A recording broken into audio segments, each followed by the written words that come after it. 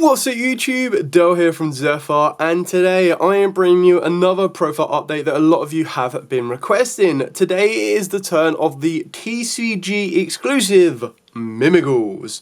So Mimighouls technically didn't get any brand new support, but they did get a card that you could choose to use should you wish, and that is in the form of the Wake Cup Mocker.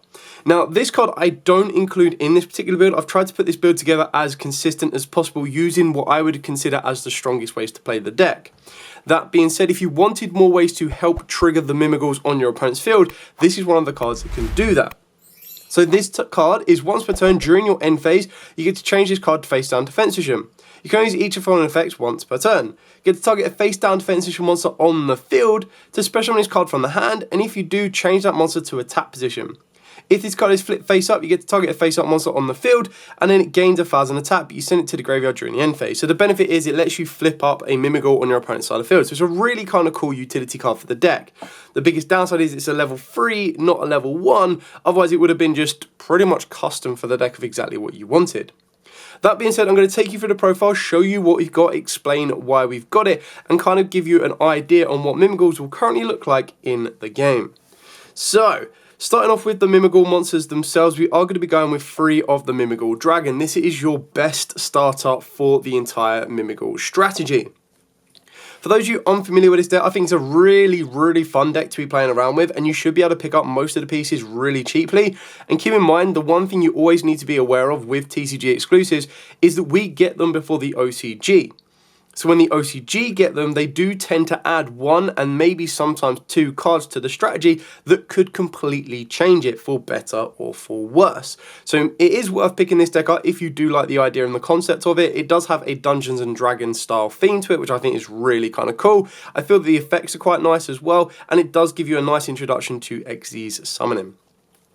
So Dragon is if it is flipped face up in the main phase, you get to apply the effects in sequence. Destroy all face up monsters you control except Mimighouls, and then give control of this card to your opponent. Now the benefit of your Mimighouls is you want to be able to summon them to your opponent's field in face down defensive.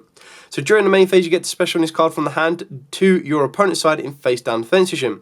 If this card is normal or special, you get to add a Mimighoul spell or trap from the deck to the hand. So the benefit of something like this is Dragon can become a one-sided Raigeki when you have the ability to flip it face up during your opponent's turn. And that's pretty much what this deck is missing. It's missing a Mimighoul card that will allow you to do that as and when you see fit. And that's the fingers crossed of what we're going to get when the OCG get this deck. The other Mimighoul that you max out on will be the Archfiend. So the flip effect on this one is if it's in the main phase, you apply these effects in sequence. Your opponent draws 1 card, so the idea is that we give this to our opponent, we flip it face up on their field, we draw a card. And then this card also gets given to your opponent, which will come back to us. And you send a card from your hand to the graveyard. So not only do we draw a card, but our opponent loses a card as well. During the main phase, you get to special on this card from the hand to your opponent's side in face down defensive.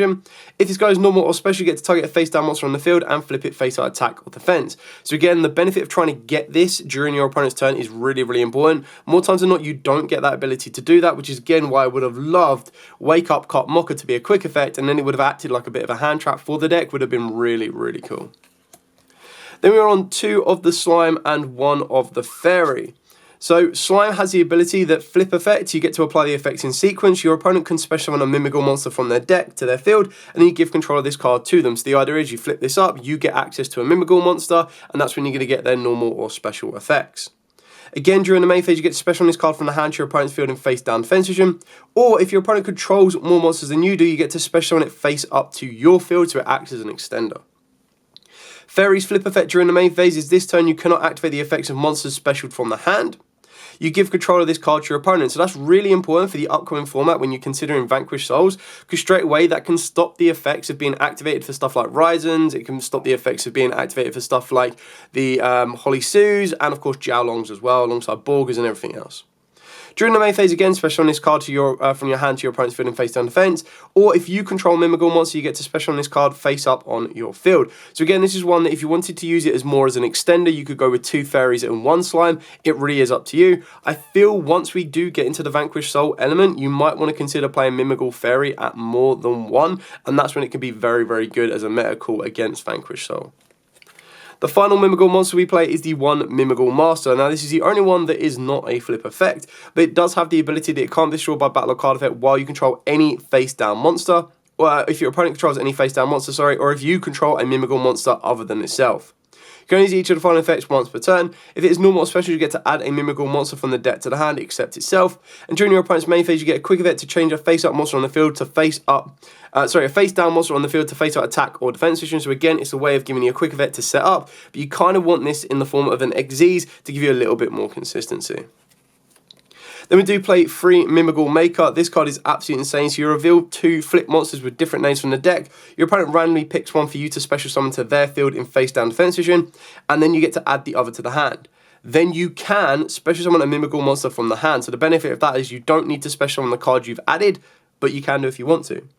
And then if your opponent special summons a monster, etc. in damage state, you get to banish this card from the graveyard to target a face-down monster your opponent controls and change it to face-out attack position or defense position. Only use 1 Mimighoul effect per turn and only once that turn. So it does have a nice effect during your opponent's turn.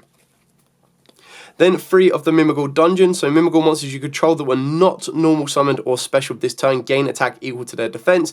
And as you start to look through the stats of the Mimighoul monsters, being able to turn your Archfiend into a 1900 attacker and your Dragon into a 2500 attacker can be really, really important. If that wasn't enough, you can also have the ability that any player who controls a face-down monster cannot normal summon monsters, nor declare an attack with monsters that were special summoned this turn. During the main phase, you get to add a Mimighoul monster from the deck or grave to the hand, so it gives you nice recurability from the graveyard, and then of course on top of that, just gives you generic ways to search out your Mimighoul monsters. Then we are playing 2 Mimighoul Rooms. So this lets you special summon a Mimighoul monster from your hand or deck to your field, or in face-down defense position to your opponent's field. And then you can change a face-up monster on the field to face-down defense position. You can banish this card from the graveyard to then target any number of Mimighoul cards you control, return them to the hand. You can only use 1 Mimighoul Room effect per turn, but the idea is that if your opponent does get out of the lock for the Mimighoul Dungeon because they've been able to flip a monster face-up, you go, whoa, hold there, we're going to put that monster back face-down, and then we're going to give you another one as well, so that we can start to trigger both the effects by being able to utilize your Mimighoul Master. Then the engine that I feel is best utilized for this deck right here, especially when you're going first, is the Kashtira package. So we are playing 3 Kashtira Unicorn, and the reason that this is such a beneficial addition to the deck is that because you have the ability to flip up your opponent's Mimighouls, you are making sure that they are activating effect, which means your Unicorn can look at your opponent's extra deck and start to take away cards from them that they might need to help break your field. This is one of the very few decks, quite like Dark World, that actually have the ability to give your opponent a monster and then force it to activate its effects to then unlock stuff like Triple Tactics Thrust into Triple Tactic Talents, and of course cards like Kashtira Unicorn. We are playing the 1 Fenrir, backed up by the 1 Birth and the 1 Theosis. You don't need to worry about Theosis, and you can cut it out if you want to. This is a 42 card list, but what I like about the Theosis is it gives you the ability to add a Fenrir to the field, and as I've mentioned, when you're flipping up your opponent's Mimighouls, you can also trigger off your Kashtiras because they are activating the effect. The biggest weakness of a Mimighoul deck is if your opponent is on a deck that plays Dominus Impulse, because Dominus Impulse stops them using the effects of Earth monsters for the entire turn, or for the rest of that duel. And the issue with that is your Mimighouls are all Earth. So if they are able to activate that card from the hand, they can technically keep the monsters you're giving them and you're just giving them free resource. So that's something where you need to deviate, and that's when you can start being a little bit more aggressive and not worry about giving your opponent's Mimighouls and just utilize them as extenders to your field to get into your Xyz to then start picking apart your opponent's field.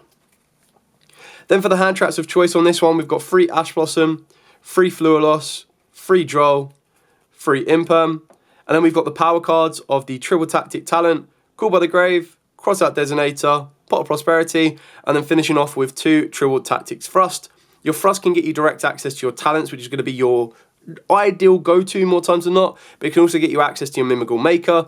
And if you are worried about trying to get to your Mimighoul Dungeon, you can also play a Terraforming in here, and then you could technically set the Terraforming off of that. It can also get you to the Theosis if you already open up something like a Kashtira Unicorn. But what I've kind of found more times than not, which is very beneficial, is if you start off with a Kashtira Unicorn, it sometimes deviates your opponent from actually activating Draw and Lockbird on you unless they feel it's going to end your turn, because you get to look at their extra deck, and if they're only playing 1 Detonator, goodbye. If they're only playing 1 core piece in a Lunalight strategy, or you can look at their extra deck twice, which you will be able to do very easily, 1 during your turn and 1 during your opponent's turn, you get rid of both their Liger Dancers, and straight away you don't need to worry about their insanely powerful towers.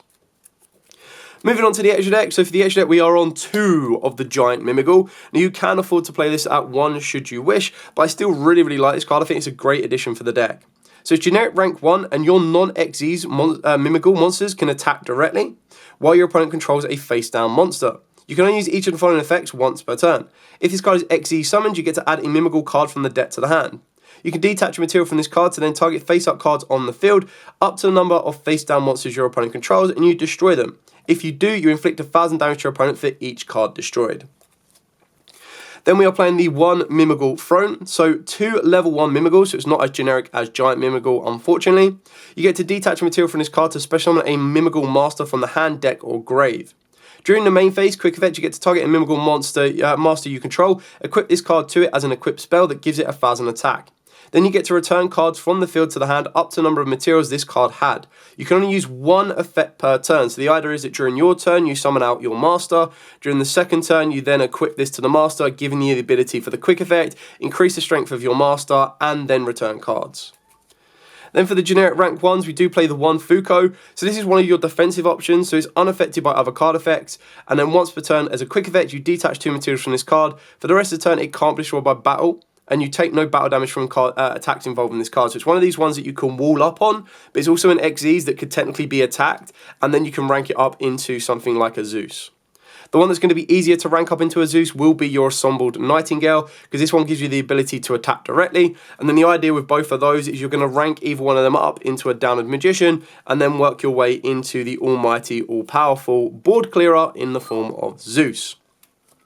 We do play the embodiments, number 13 and number 31. You don't have to play these now, you can actually sub them out for any generic cards, and that's where if you wanted to play the Wake Up Mocker, you could start to play stuff like a Charmer. We already play SP Little Knight, you can start working into something like an access code, you can open up some of the options for you. But both of these have really cool effects that during either player's turn you get to detach an Xyz from this card to change all monsters your opponent tries to face out of tap position. Also, all monsters your opponent controls must attack this card if able. While you control number 31 punishment, it gains the following effect. This card can't be destroyed by battle or card effect while it has Xyz material. Your opponent takes any battle damage you would have taken from attacks involving this card. The exact same for the number 31 embodiment of punishment, but the benefit is if you get both of these on the field, your opponent really can't declare an attack, which is really important. So again, during either player's turn, detach a material from this card, change all monsters on the field to face out of tap position.